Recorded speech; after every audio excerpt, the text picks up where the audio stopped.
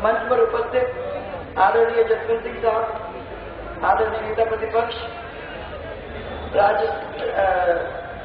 राष्ट्रीय उपाध्यक्ष हमारे किरण जी, राष्ट्रीय सचिव हमारे भूपेंद्र जी, सचेतक हमारे राजेंद्र राठौर जी, पूर्व मंत्री नरपत सिंह जी, मंच पर उपस्थित सब नेता में और सबके नाम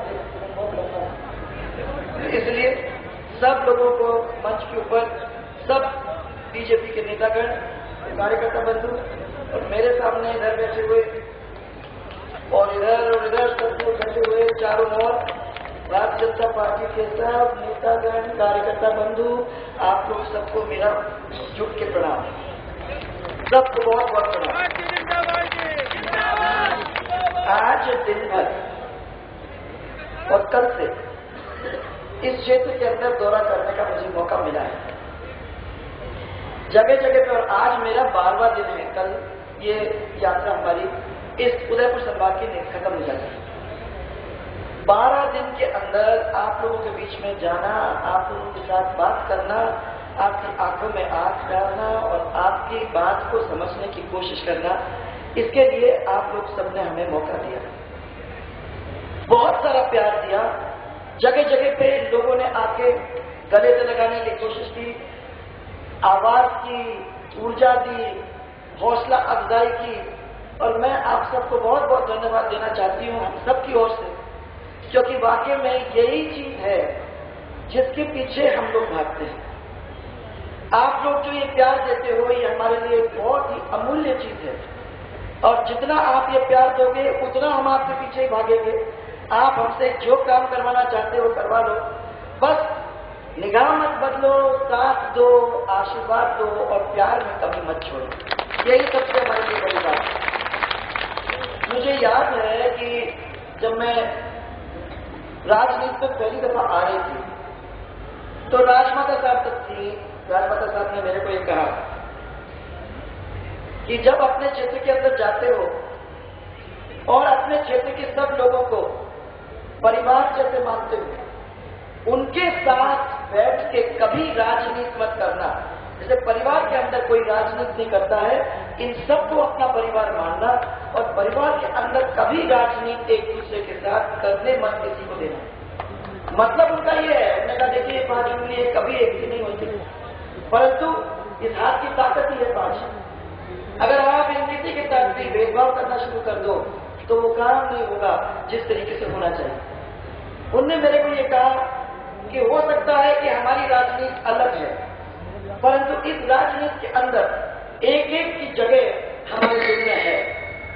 एक एक को साथ लेके चलने की कोशिश हमको करने की जरूरत है, और जब ये परिवार चल पड़ेगा और 36 के 36 कौम हमारा साथ देंगे और सब लोगों को, मजहब को, सबको साथ लेके हम चलेंगे, तो एक ऐसी ताकत उत्पन्न हो जाएगी जो तुम समझ नहीं पाओगे। और उन्होंने मेरे को ये कहा कि आज तुम समझती हो कि मैं जो तुमको कह रही हूं उसमें कोई ज्यादा बात नहीं है,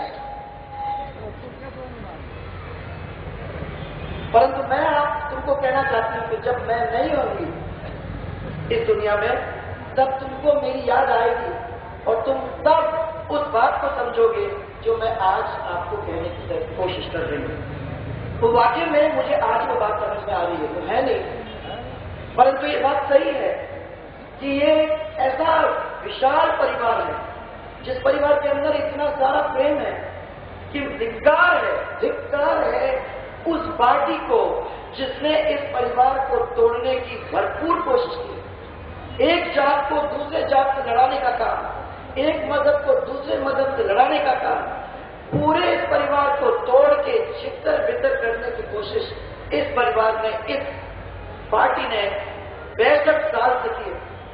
आपने भरपूर मौका दिया, आपने उनको कह दिया कि भाई हम विश्वास करते हैं तुम्हारे ऊपर। एक परिवार के ऊपर आपने विश्वास किया और उस परिवार को चला के आपने सब पूरे अधिकार अपने दे दिए।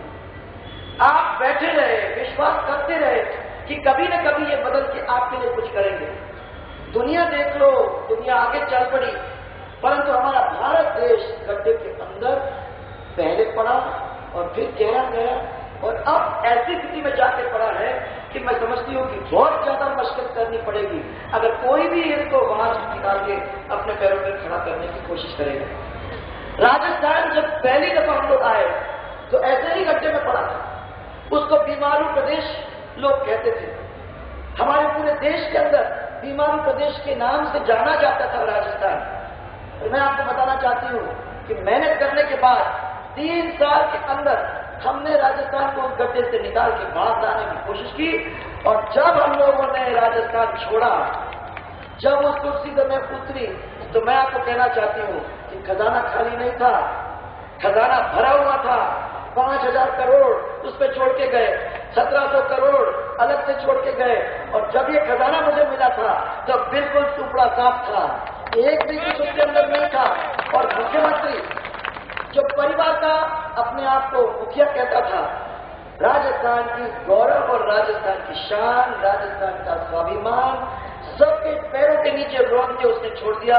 जब वो भीख का कटोरा लेके सबके सामने फिरता था ये कहते हुए कि हम तो भिखारी हैं, हमारे पास पैसा नहीं है, हम कोई काम नहीं कर सकते। तब जनता का कोई काम नहीं किया, कोई भी काम नहीं किया। और अब 4.5 साल के अंदर भी कोई काम नहीं किया। यहाँ आप लोग सब बैठे हुए मेरे को बता दो कि चित्तौड़ के अंदर कौन से सोने के महल खड़े कर दिए, कौन सी दूध की नदी बहा दी, कौन सा काम, छोड़ दो सोने के महल और दूध की नदी, परंतु छोटा छोटा काम कुछ तो करके दिया होगा। मैं जब जनता से पूछती हूँ, 12 दिन पूछते पूछते आज आपके सामने आई हूँ, 12 दिन में मेरे को आज दिन तक जवाब नहीं मिला।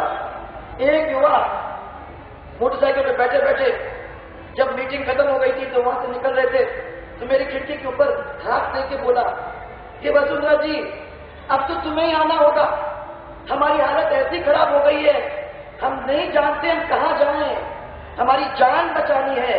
आज हम उस स्थिति में आ गए हैं कि हमारी जनता ये कह रही है कि हमारी जान बचानी है। अरे राजनीति तो मैंने देखा है, एक आदमी दूसरे के खिलाफ खड़ जाता है, एक पार्टी दूसरे के खिलाफ खड़ी हो जाती है, परंतु प्रदेश के लिए कोई भी पार्टी हो जो भी आती है उसको अपनी जान देने की तैयारी होनी चाहिए, अपनी जनता के ऊपर न्यौछावर हो जाना चाहिए। ऐसी पार्टी का काम है, ऐसे उस परिवार के मुखिया का काम है।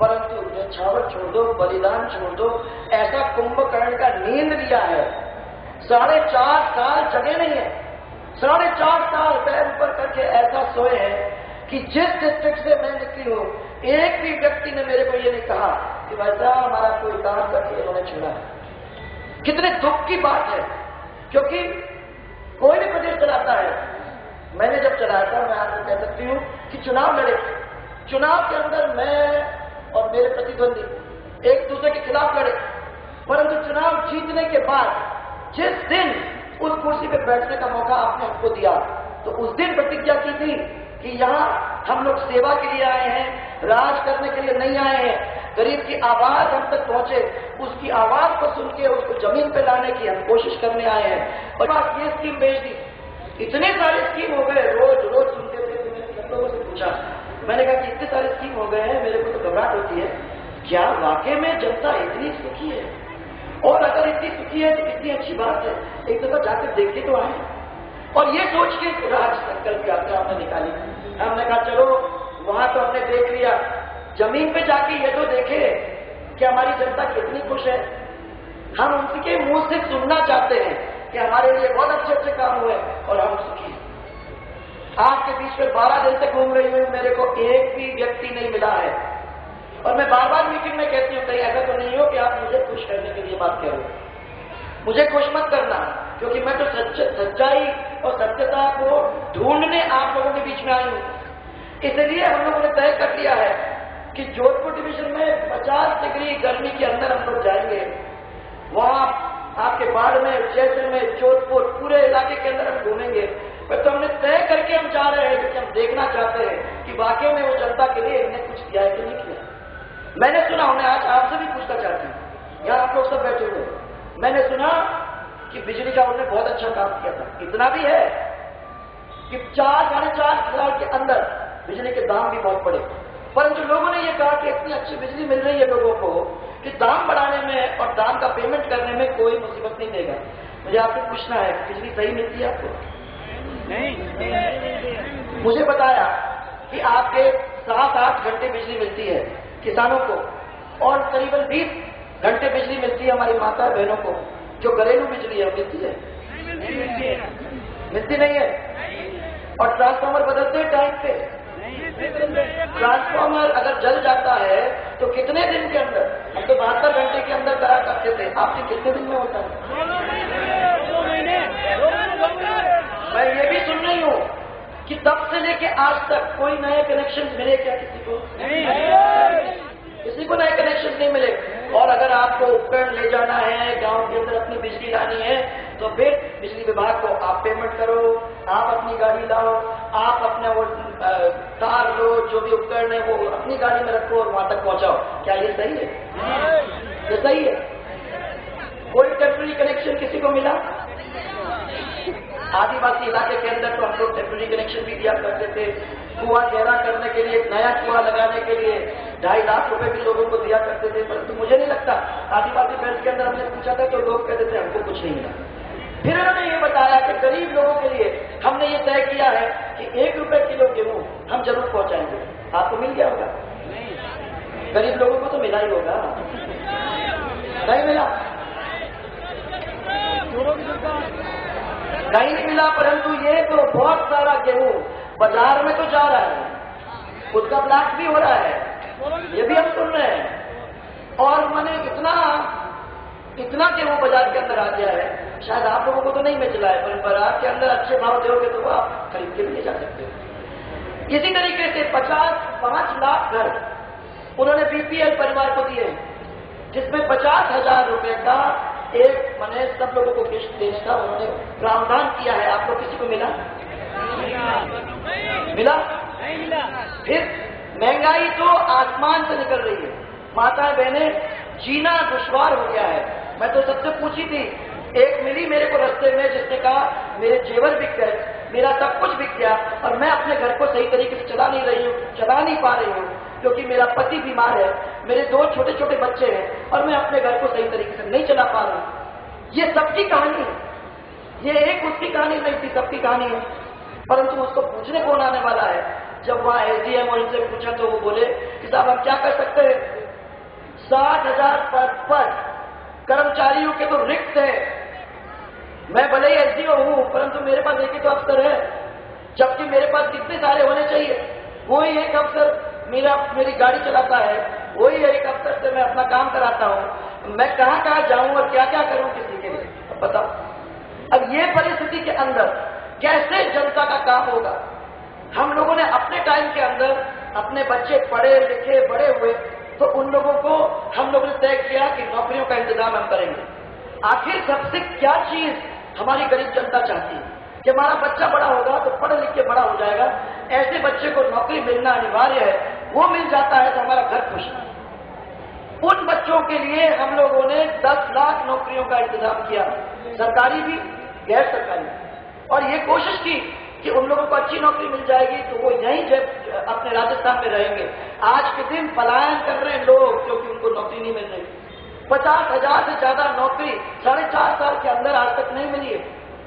और मैं ये पूछना चाहती हूँ कि जब कोई खा नहीं सकता, जब कोई कमा नहीं सकता, तो वो लोग करेंगे तो क्या करेंगे? चोरी चपाटी तो करनी है। आज लॉ एंड ऑर्डर की सिचुएशन पूरे प्रदेश के अंदर बिल्कुल चरमरा गई। हमारी माता बहनों से पूछ लो, आज यहाँ अपन चित्तौड़ में बात कर रहे हैं, परंतु जयपुर से लेके यहाँ तक सड़क पे चल नहीं सकती, डरती है कि मालूम नहीं कौन आ जाएगा और चेन खींच के ले जाएगा। पूरे देश के अंदर नंबर 1 है जयपुर, जहां सोने की चेन खींची जाती है, नंबर 1। क्या माने करंट की बात है, कितनी शर्म की बात है। आप देख लीजिए वो राजस्थान जिसको लोग पहचाना करते थे दुनिया के अंदर, उसका गौरवमय इतिहास की वजह से लोग आते थे राजस्थान को देखने के लिए। आज राजस्थान का नाम उनके कान में गूंज रहा है कि वहां चेनें कटती हैं, वहां जेब कटता है, वहां लुटेरे लूटते हैं, वहां एमएलए के बीच में, उनके सहयोगियों के बीच में तलवारें चलती हैं। एक एमएलए तो टेलीफोन टावर के ऊपर चढ़ के बैठ जाते हैं, कोई लोग अपने धरना देते हैं, कोई लोग अपने धंधे के लिए भी धरना देते हैं कि हमको डोरा चूरा का धंधा हमको नहीं मिला तो चलो हम भी धंधा कर लेंगे कि भाई हमारे को धंधा करके हमको मिल जाए। आज मुझे समझ में नहीं आ रहा है कायदे एमएलए हैं, कैसे कैसे लोग, कैसे सरकार आपने बना के रखी है। आखिर में जब हम सरकार बनाते हैं, जो कोई भी काम करते हैं, तो हम भी चाहते हैं कि हमारी इज्जत को वो बनाए रखेंगे। ऐसी सरकार जिसने आपकी इज्जत को मिट्टी में मिला दी है, ऐसी सरकार को कौन रखना चाहता है? जितने जल्दी हो ऐसी सरकार को उसकी कुर्सी से उतार के अपने को नीचे कर देना चाहिए, क्योंकि इन लोगों को उस कुर्सी का जांच नहीं है। उनको समझ नहीं है कि इस परिवार की इज्जत को कैसे बनाए रखना है। आप लोगों ने बार बार हमको चुनरी पहनाई, आप लोगों ने बार बार आंसू भरी आंखों से प्यार किया। और मैं ये कहना चाहती हूँ आज कि जब मुख्यमंत्री कोई होता है तो लाइन लगी रहती है, लोग आते हैं मिलने के लिए, लोग आते हैं बात करने के लिए, लोग खड़े रहते हैं, 2-2, 3-3 घंटे रुके रहते हैं। परंतु जब मुख्यमंत्री नहीं है, कुर्सी से कोई उतर जाता है, और अगर तब कोई आके प्यार करता है, अगर तब कोई बूढ़ा उसके सिर के ऊपर हाथ रख के तब उसको आशीर्वाद देता है, अगर कोई माता बहन आके उसको गले से लगती है, तो मैं समझती हूँ कि ऐसा अमूल्य सौभाग्य, मेरा सौभाग्य है कि ऐसा मुझे आप लोगों के बीच में मौका मिला। आपने जो उड़ेल के प्यार दिया, उस प्यार और उस इज्जत को बनाए रखने का काम, वो विश्वास आपने मेरे ऊपर दिया, उसको मैं कभी नहीं मिट्टी में मिलने दूंगा। आपने चुनरी उड़ाई, इतनी हल्की सी चुनरी है, हवा चले तो उड़ जाए, परंतु आपने उस चुनरी के साथ अपना विश्वास और अपना प्यार बांधा। क्या उस विश्वास और प्यार के भार को कोई छोड़ सकता है? मैंने तब आपको कहा, मैं आज आपको कह रही हूं। भरपूर कमीशन बनाया, माथुर कमीशन बनाया, बड़ी फाइलें खंगाली, आज भी कह रहे हैं कि भैया लोकायुक्त के द्वारा हम इनकी जांचें करवाएंगे, हमको डर नहीं है, आप जांच करा लीजिए, कुछ भी करा लीजिए। हमने जो भी किया हमने अपनी जनता के लिए किया, आपकी इज्जत रखी है, उस चुनरी की इज्जत रखी है, तब रखी, अब रखी और आगे भी रखेंगे। इस चीज को आप याद रखिए, क्योंकि ये मेरा परिवार है। पर मैं ये कहना चाहती हूँ कि जो मुखिया अपनी माताओं बहनों की इज्जत को सुरक्षित नहीं रख सकता है, जो मुखिया अपनी माता और बहनों को इस तरीके से सड़क के ऊपर उनकी चैन खिंच जाए, उसके लिए कुछ नहीं कर सकता है, बलात्कार हो पुलिस स्टेशन के अंदर, उसके लिए कुछ नहीं कर सकता है, ऐसे मुखिया को चुल्लू भर पानी में डूब के मर जाना चाहिए। तो 1 मिनट में आपको कुर्सी पर बैठने देना चाहिए। यहां मैं पता कर रही थी तो बताया मेरे को कि पूनम चंद जैन जी के यहाँ बस होने के कारण आत्महत्या उनको करनी पड़ी। ये स्थिति आपको ला कर रख दी है। चेन स्नैचिंग, रोज चोरी, हर रोज तलवारबाजी, हर रोज फायरिंग, क्या हो रहा है? ये इतना बड़ा माने क्षेत्र है, ये चित्तौड़ जाना माना इलाका है, और उसके अंदर नंगी तलवार क्या कर रहे हैं सब?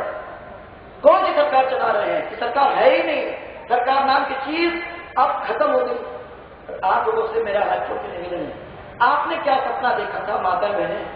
आपने सोचा था कि हमारा एक ऐसा राजस्थान बने जिस राजस्थान के अंदर हम अपनी इज्जत के साथ चल सके, ऐसा राजस्थान बने जहां हमारे भविष्य, हमारे बच्चों का भविष्य एक सुनहरा भविष्य बने, ऐसा भविष्य हो जिसमें वो पढ़ लिख सके, अपने पैरों पे खड़ा हो सके और कल ऐसा होनहार बन के अपने परिवार को संभाल सके। ये सब आपने सपना देखा है, हमने भी सपना देखा है, हमने भी इस राजस्थान के लिए सपना देखा है, और उस सपने को 5 साल के अंदर हमने पूरा करने की कोशिश की। अगर 5 साल के अंदर इतना कम समय में हम लोग इतना काम कर सकते थे, अगर भैरव सिंह जी ने अपने 6-7 साल के अंदर इतने कम समय के अंदर इतना सारा काम करके जनता को दिया, अगर नरेंद्र मोदी ने सिर्फ 15 वर्ष के अंदर उस गुजरात को देश के नहीं दुनिया के मानचित्र पे बना के छोड़ दिया, अगर वो शिवराज चौहान और वो रमन सिंह ने 10 साल के अंदर अपने प्रदेशों को देश के मानचित्र पे ला के छोड़ दिया, तो 65 साल के राज के बाद ये क्या झक मार रहे थे? ये क्या कर रहे थे? इनको जवाब देना है। ये तो पाप किया हुआ है, इतना समय गुजर गया और इस समय के अंदर उनके घर बन गए, उनकी बेटियों की शादियां हो गई, विलायत में बैंक के बैंक भर गए, परंतु उन्होंने 1 मिनट के लिए यहां मुड़ के देखा नहीं कि हमारी गरीब जनता के आंसू कैसे निकल रहे हैं, कैसा गरीब और गरीब हो रहा है, उसकी मदद करने के बारे में कहीं सोचा है? कभी नहीं सोचा। आज मैं आपसे सबसे पूछना चाहती हूँ, क्या माताएं बहनें इनको हम ऐसे चलने देंगे? 65 साल निकल गए, अब हमारे पास समय नहीं है और कोई नहीं आके मदद करने वाला है, क्योंकि अब कभी आदत पड़ने लगी है। अरे 5 साल बाद तो सरकार बदलने वाली है, तो हमने सोच लिया कि भाई ठीक है, बस आराम ही कर लो। 5 साल बाद सरकार बदलने वाली है, वो आराम करो, वो आराम करो, कोई काम करने को तैयार नहीं है। इस चीज को आपको बदलना है, क्योंकि ये ट्रेनिंग हो, ये तौर तरीका हो, ये आप कैसे करते हो, किस तरीके से उस घोड़े की लगाम पकड़ के उस घोड़े को की सवारी करते हो, वो आपके ऊपर है। और मैं समझती हूँ कि अब समय आ गया है जब आप आंखें बदलो और लगाम अपने हाथ में लो और दिखा दो कि आप मालिक हो, सेवक नहीं।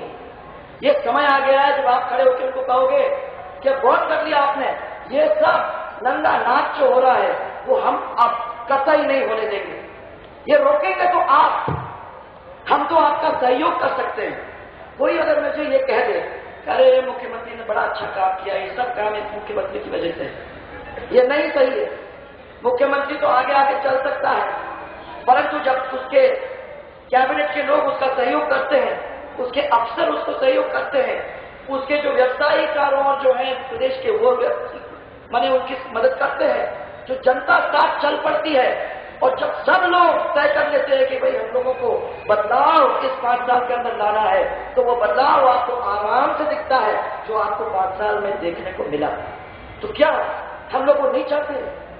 क्या ऐसी स्थिति में हम मरना चाहते हैं?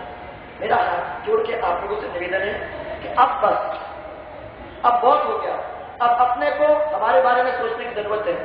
मैं आप लोगों से आज इतना ही कहने आई हूं कि हम लोग सबने तय कर लिया है कि एक नया, एक विकसित राजस्थान हम अपने हाथों से बनाएंगे, हम लोग मिलकर बनाएंगे। इसमें बड़े बुजुर्ग हो, माताएं बहनें हो, युवा हो। आज यहाँ इतने सारे युवा अगुवाई करते हुए मुझे यहाँ तक लाए। मुझे गर्व है उन लोगों पे जिन लोगों ने तय कर लिया है कि हम आगे चल के इस प्रदेश को ही नहीं, अपने इस क्षेत्र को बनाने में पूरी तरह से सहयोग करेंगे। वो बच्चे जो दौड़ दौड़ के भूख और प्यास को एक तरफ छोड़ के ये तय कर रहे हैं कि हमको आगे चल के एक ऐसी सरकार लानी है और साथ में मिलकर हमको ऐसा काम करना है जिसका फायदा खाली हमको और हमारे परिवार को नहीं, परंतु हमको हमारे प्रदेश को मिलेगा। मुझे गर्व है उन पे और मुझे विश्वास है कि अगर उन्होंने भी ये सपना देखा है तो हम लोग मिलकर इस सपना को पूरा करेंगे। एक विकसित राजस्थान जिसमें हमारे बच्चे पढ़ेंगे लिखेंगे और उनको नौकरियां मिलेंगी। एक विकसित राजस्थान जिसके अंदर हमारा किसान आप दुखी नहीं होगा, आत्महत्या के कगार पर नहीं बैठेगा। जैसे आंध्र प्रदेश के अंदर, महाराष्ट्र के अंदर आत्महत्या के ऊपर तुल चुका है बेचारा, राजस्थान में कभी नहीं होता था, अब राजस्थान के अंदर भी ये स्थिति आने लगी। उसको पानी मिले सही टाइम पे, उसको बिजली मिले सही टाइम पे, उसको खाद मिले सही टाइम पे और उसको बीज मिले सही और उसको दाम मिले सही, ताकि उस राजस्थान का गुजारा और अपने खुद का गुजारा कर सके। इसके लिए मैं समझती हूँ कि हम लोग सब मिलकर काम करने को तैयार। अब 6 महीने बाकी बचे हैं भाई को, चुनाव आने वाला है। आप और हम गठान बांधे बैठे हुए हैं, परंतु वो लोग तैयारी में है कि भैया इनको किसी तरीके से अपन मना लो, तो पैसे फेंके जा रहे हैं। आप ये कह दो कि भाई हमको सोने का महल चाहिए तो बोलेंगे अरे कल मिल जाएगा। आप ये कह दो कि भाई दूध की नदी यहां से निकाल दो, अरे चिंता मत करो अभी कल ही या 2 दिन दे दो और यहां से निकाल दे। आप जो मांगोगे वो करने को तैयार है। पैसा फेंकेगा, आपको डराया जाएगा, ये सब कुछ होगा, परंतु अब हम लोगों को अपनी हिम्मत के ऊपर काम करना होगा, हमको अपने ताकत के साथ चलना होगा। और मैं आपको ये विश्वास दिला दूं कि हम सब लोग जब एक हो जाते हैं, सब जातियां एक आवाज में जब बोलेंगी, सब मजहब जब एक साथ चल पड़ेंगे और हम लोग सब जब साथ चल पड़ेंगे, तो कोई ऐसा व्यक्ति पैदा नहीं हुआ है जो हमारे प्रगति को रोक सके। आप जरा कोशिश करके देखो तो सही, कितना मजा आता है। और मैं आप इसीलिए आज तो सबको कहने वाली हूँ, चलो हम लोग साथ चलें, एक दफा सब मिलके एक दूसरे का हाथ पकड़े और एक दूसरे का हाथ पकड़ के प्यार के साथ साथ आगे चले।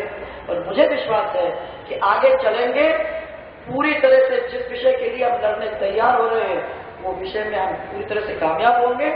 और फिर आपके इस क्षेत्र के अंदर मुझे आने का आप लोग फिर मौका दोगे और फिर हम लोग जो जो काम आपके रह गए हैं उनको पूरा करने की पूरी कोशिश करेंगे। तो हिम्मत है, हिम्मत है। अगर हिम्मत है तो दोनों हाथ ऊपर करो, मुट्ठी बांध के, क्योंकि मुझे चाहिए ताकत। मुट्ठी बांध करके आप तय कर दीजिए कि हम लोगों को मिलके आगे चल के हम लोगों को करना है इस राजस्थान का कल्याण, और मिलके करेंगे हम। तो अगर है तो जोरदार नारा दीजिए मेरे साथ, जय जय राजस्थान, जय जय राजस्थान, जय जय राजस्थान, भारत माता की, भारतीय जनता पार्टी। आप सबको मेरा बहुत सारा प्यार, बहुत सारा प्यार, और मैं आपको विश्वास दिलाती हूँ हम करेंगे। इस चीज में कोई डरने की जरूरत नहीं है। जब हमने तय कर लिया तो ये काम होके ही रहेगा।